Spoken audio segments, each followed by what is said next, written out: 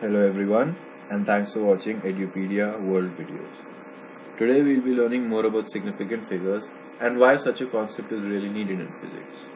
We did errors in measurement last time, so let's move on to significant figures. The reason a concept like significant figures is really needed in physics is because you can never ever measure a physical quantity to 100% accuracy. So let's say you measure the length of an object and find it to be 2.1 centimeters. What that does not mean is that the length is exactly 2.1000 centimeter. That is not what we mean. What we mean is that the length could be 2.112 centimeters. It could possibly be 2.104 centimeters. It could be 2.109469527 centimeters. We are not really concerned with this level of accuracy. All we really need is the centimeters place and the tenths of centimeters place, if you will. So for our purposes, in this case, 2.1 centimeters is good enough. Now let's say somebody else measured this length of the same object and they found it to be 2.113 centimeters. Again, that does not mean that the length is 2.1130000 centimeters. No. What it really means is that the length could be 2.11312 centimeters or it could be 2.113099495 centimeters. But this high level of accuracy is not really our concern. In this case, the terminology we use is that all we require is a measurement accurate up to 4 significant figures.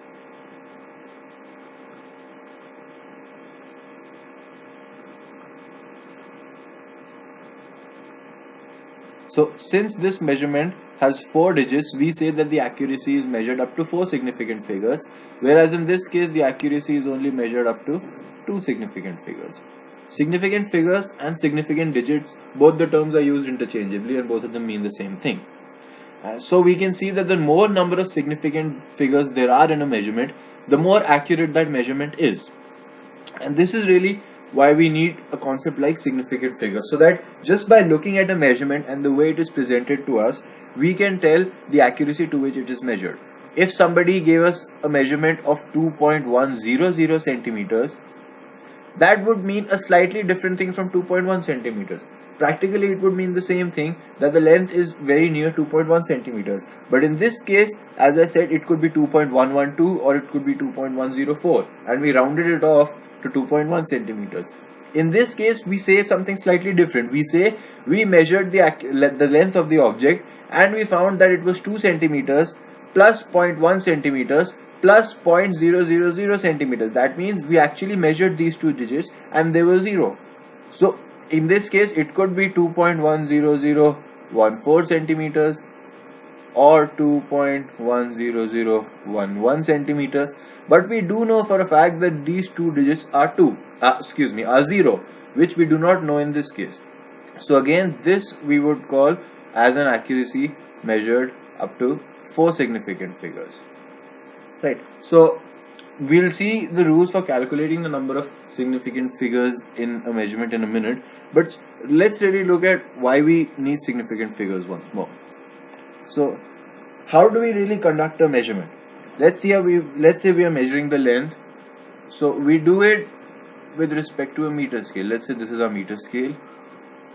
This is 0 centimeters. This is 1 centimeters, 2 centimeters, 3 centimeters, and so on. And this would be 100 centimeters. This is a meter scale.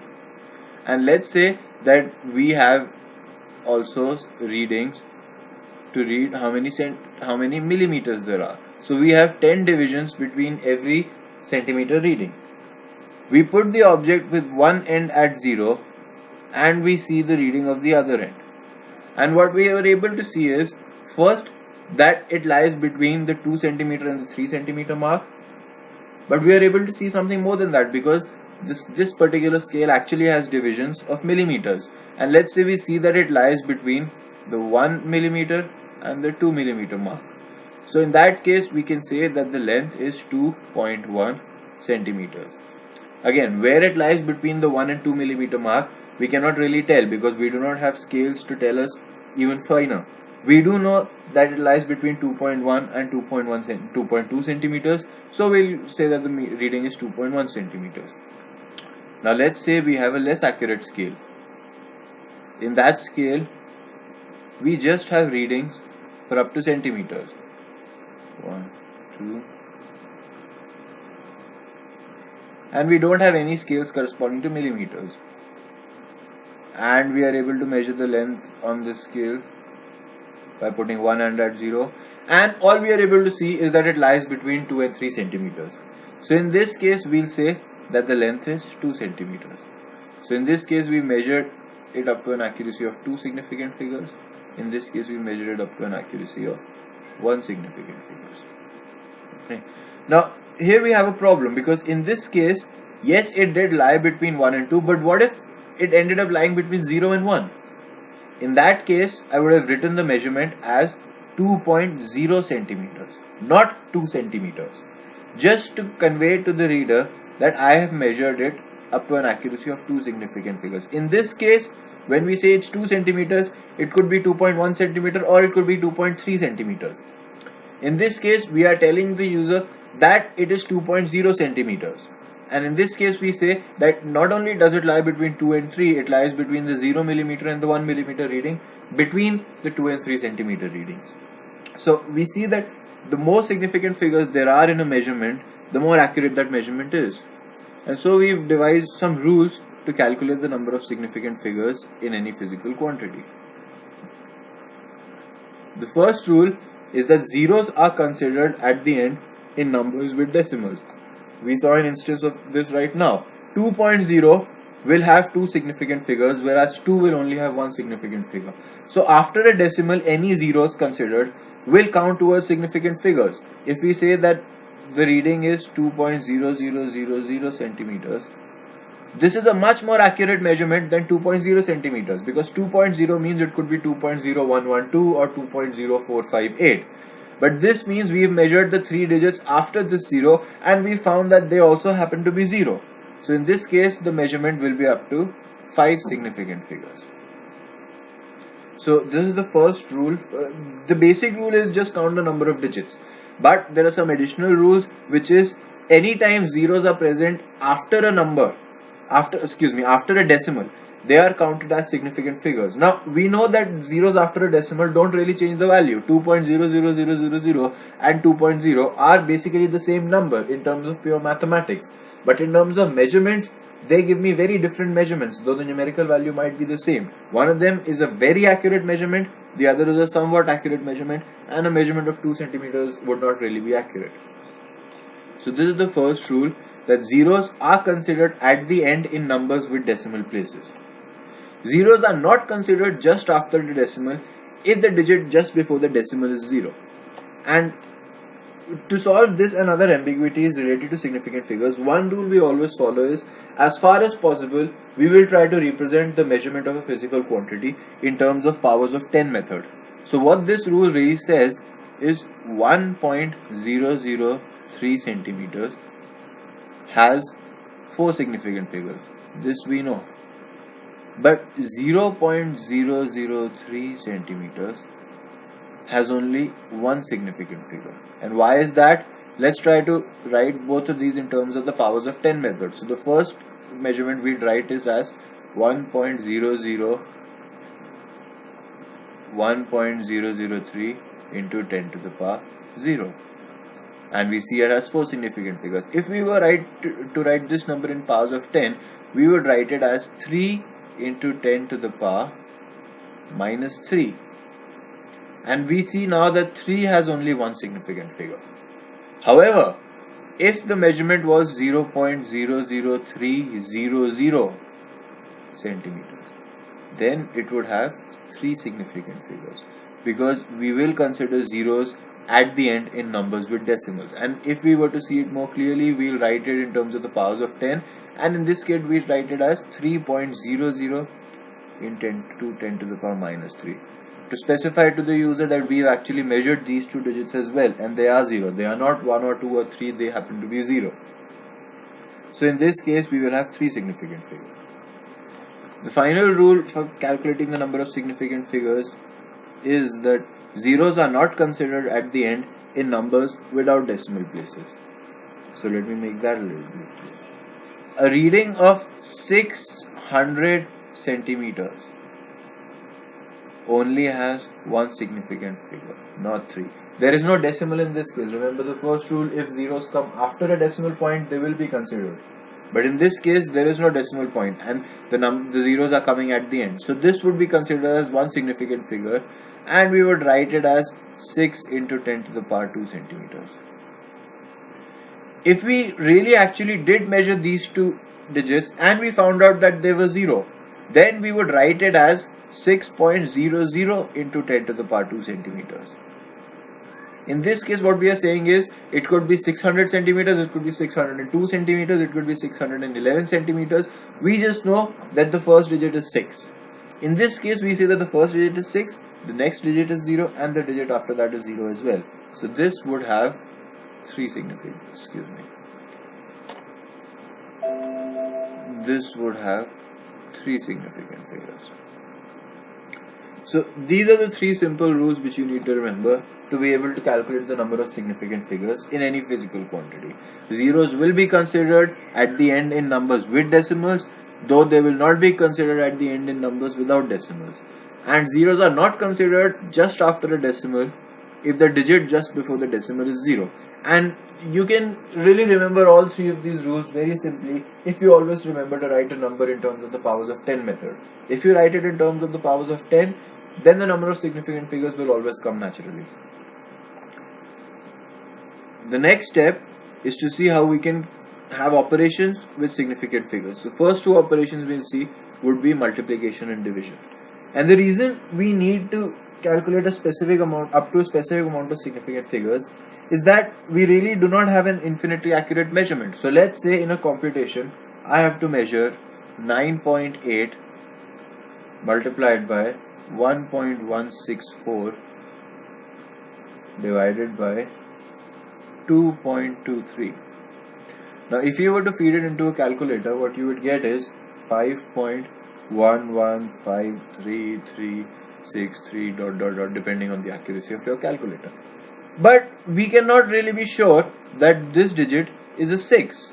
The reason we can't be sure is that this 9.8 is not 9.80000. It could in fact be 9.812, or it could be 9.824, or it could be 9.801. So if it is 2, or if the digit just after the 8 is 2, or it is 0, or it is 1, in that case these digits would definitely change. So the terminology we use is that these digits are not really reliable. Not reliable. This is not due to an inaccuracy in the calculator.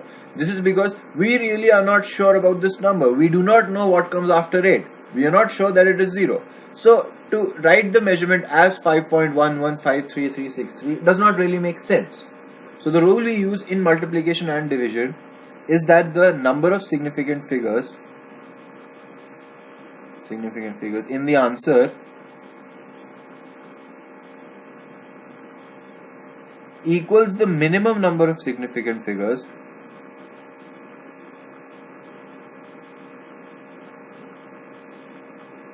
in any term.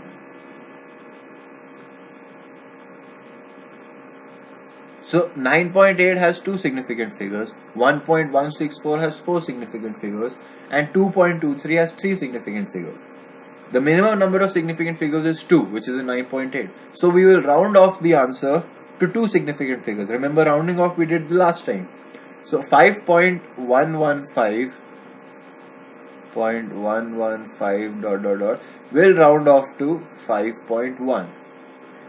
So if we were to calculate the answer of this quantity, it would come out to be 5.1, not 5.153. So this is the rule for multiplication and division, and it's simple enough. The number of significant figures in the answer will be the minimum number of significant figures in any term. For addition and subtraction, it's slightly more complicated.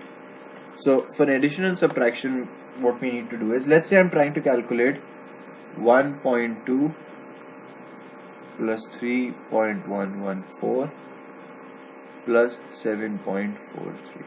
Again, if we put it in the computer, it will give us 11.744. But we cannot really be sure about these two digits, because 1.2 could be 1.211, or it could be 1.222, or it could be 1.200. So in this case, these numbers would be different. So these numbers would not be reliable in this case. So the rule we use for addition and subtraction is we write the numbers stacked on top of each other with the decimal places coinciding. So 1.2, 3.144, 7.43. And we see the first doubtful digit that we have, which is 2. This has two significant figures. We do not know any digit after this. So we will truncate or round off all the numbers up to two significant figures.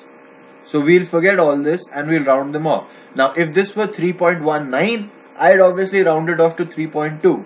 But 3.144 will round off to 3.1. So this becomes 1.2, 3.1 and 7.4. And when you add them up, you'll get 11.7. So the answer will not be 11.744, it will actually be 11.7. And it makes sense, because if this were 1.211 instead of 1.200, it would actually be 11.755. And so with these digits, the last two digits in this case, are not really reliable. We cannot be sure of what they are. So this is the rule for addition and subtraction. You write down all the numbers stacked on top of each other with the decimal places coinciding. You try to find out the first digit which is not really which is doubtful, and you truncate everything after that. You forget all these decimal places and you round up appropriately. Now there is one final concept which I need to tell you about, which is that the number of significant figures is only really valid for measurements, and measurements meaning you have a continuous scale and you calculate the number. But when you're not really making a measurement on a continuous scale, then this concept does not apply. For example, let's say a person has 3 cars, and let's say each car weighs 1111 kg, right? So what is the mass of the total of the 3 cars? It would seem to us that it is 3333 kg, but then you're gonna say that 3 has only one significant figure and this has 4 significant figures, so the product should only have one significant figure, so the answer should actually be 3000 kg. And that's not true. The answer is 3333 kg, not 3000 kg. And the reason for that is 3 in this case does not really qualify as a measurement, because it is not done on a continuous scale. When we say that we have 3 cars, we don't mean that we could have 3.1 cars or 3.045 cars or 3.2 cars. We know that we have exactly 3 cars. So when we are exactly sure of a number, that is when it is a constant number, then we say that the accuracy is up to an infinite number of significant figures. Because in this case, we do actually mean that I have 3.000000 cars.